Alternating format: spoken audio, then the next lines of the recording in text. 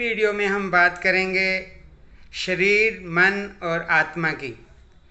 शरीर पंच महाभूतों से बना है। पृथ्वी, जल, अग्नि, वायु और आकाश, ये 5 महाभूतों से हमारा शरीर बना है। और जब हम खाना, आहार वगैरह सेवन करते हैं तो उसके बाद ये रस के बाद 7 धातुएं हमारे शरीर में बनती हैं। रस, रक्त, मांस, मेद, अस्थि, मज्जा, शुक्र। रस मीन्स जो डाइजेस्टिव फूड होता है, रक्त ब्लड, मांस मसल, मेद फैट, अस्थि बोन्स, मज्जा बोन मैरो, शुक्र सीमन। ये 7 धातुएं हमारे शरीर में बनती हैं। इसी प्रकार दूसरा है मन। शरीर में मन, जो 10 इंद्रियां होती हैं हमारे शरीर में, उनका राजा है, उनको वो ऑपरेट करता है। मन इनका राजा है। मन के अंदर ये 10 इंद्रियां होती हैं, 5 ज्ञान इंद्रियां और 5 कर्म इंद्रियां। दोस्तों, ज्ञान इंद्रियां 5 हैं: आँख, नाक, कान, जिह्वा और त्वचा, स्किन। ये 5 ज्ञान इंद्रियां हैं जिनके द्वारा हम ज्ञान प्राप्त करते हैं। और 5 कर्म इंद्रियां होती हैं, जैसे हाथ, 2 हाथ, 2 पाँव, गुदा, लिंग और मुख। मुख से हम आहार ग्रहण करते हैं। 5 ये कर्म इंद्रियां बताई गई हैं। और इसके अलावा आत्मा है। वो आत्मा जो है वो परमात्मा का अंश हर शरीर के अंदर होता है। आत्मा सूक्ष्म होती है और वो परमात्मा का अंश ही होता है। इस प्रकार से 3 हमारे शरीर में दोष पाए जाते हैं: वात, पित्त, कफ।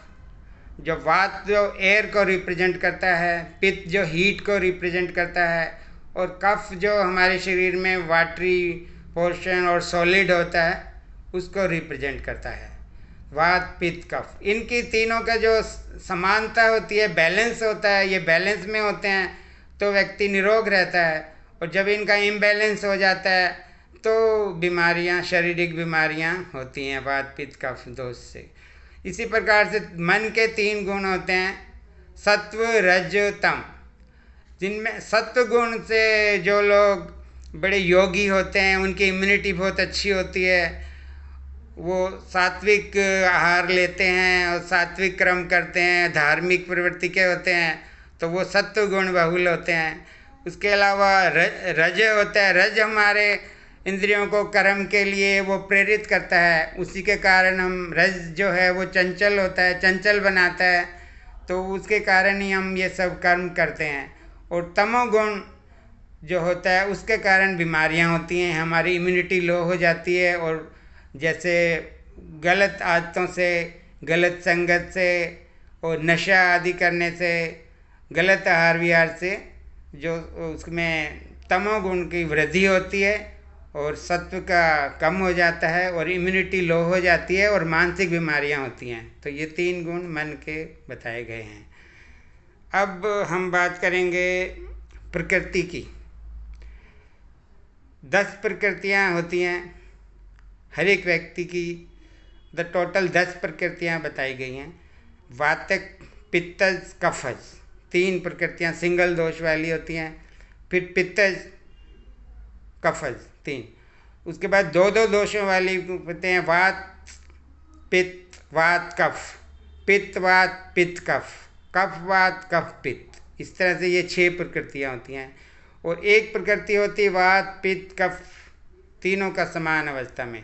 तो ये 10वीं प्रकृति है जो ये बेस्ट होती है। उनकी इम्यूनिटी बहुत अच्छी होती है और वो जल्दी से बीमार नहीं होते उनके, लेकिन ये बहुत रेयरली पाई जाती है योगी पुरुषों में।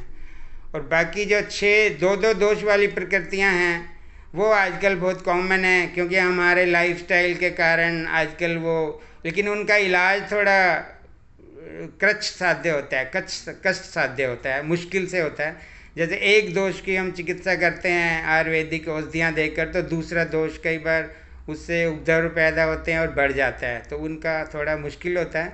और जो सिंगल दोष वाली प्रकृतियाँ हैं वो कम लोगों में पाई जाती है, लेकिन उनका इलाज बड़ी आसानी से हो जाता है। इस तरह से ये 10 प्रकृतियाँ हैं। हर एक मनुष्य की इनमें से कोई ना कोई एक प्रकृति मिलेगी। तो हम जब भी हम अपनी प्रकृति को वैद्य के द्वारा, जो अनुभवी वैद्य है, नाड़ी देखकर या शारीरिक परीक्षण करके, अपनी प्रकृति का पता करके और अपनी प्रकृति के अनुसार अगर हम दिनचर्या, ऋतुचर्या, आहार विहार का सेवन करें और कुछ रसायन आदि लेकर अपनी इम्यूनिटी को बढ़ा लें, तो हम निश्चय ही हम अनेक बीमारियों से बच भी सकते हैं और उनका इलाज भी कर सकते हैं।